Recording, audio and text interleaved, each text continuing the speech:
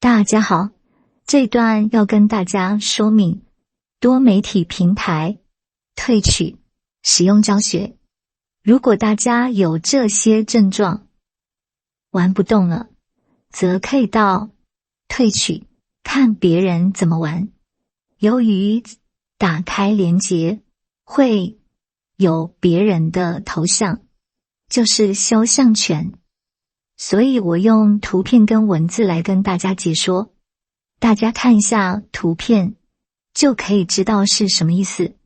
第一個是限定中文，就是你點擊開遊戲分類 Live 頻道語言這邊的菜單，點擊向下的展開箭頭，在菜單裡面你可以直接將中文選取出來，這邊就只會限定中文的頻道，也就是那個播主是中文區的，台主是中文區的。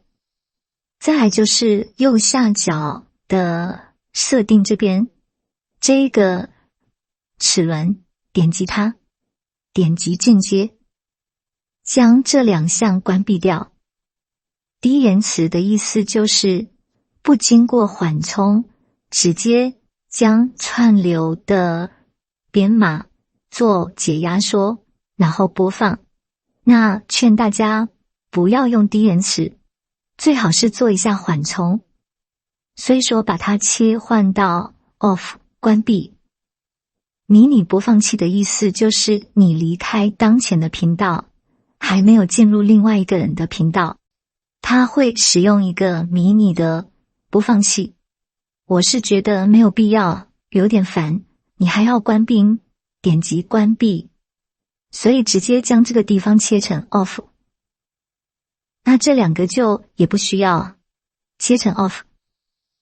假設你要學習英文，學習英語，那麼在語言這個菜單，你也可以把 English 勾選。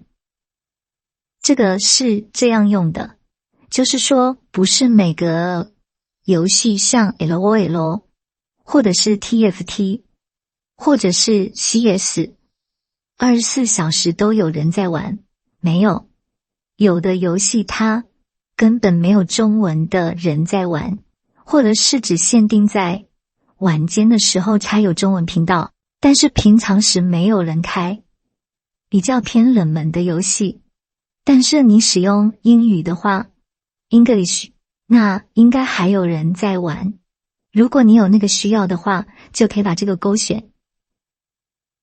接下來需要用到英文的字幕，因為他們那個講的速度非常快，不要看這一串大概是短短的幾秒，不到就講完了，非常快，完全聽不出來他到底在講什麼。這個時候你可以切換出來，點擊它，將即時字幕這一項打開。假設你現在要把它翻譯為中文，它這邊有一個即時翻譯，你可以把它切成中文，然後打開它。那這邊它後面講的就會是由英文翻譯成中文。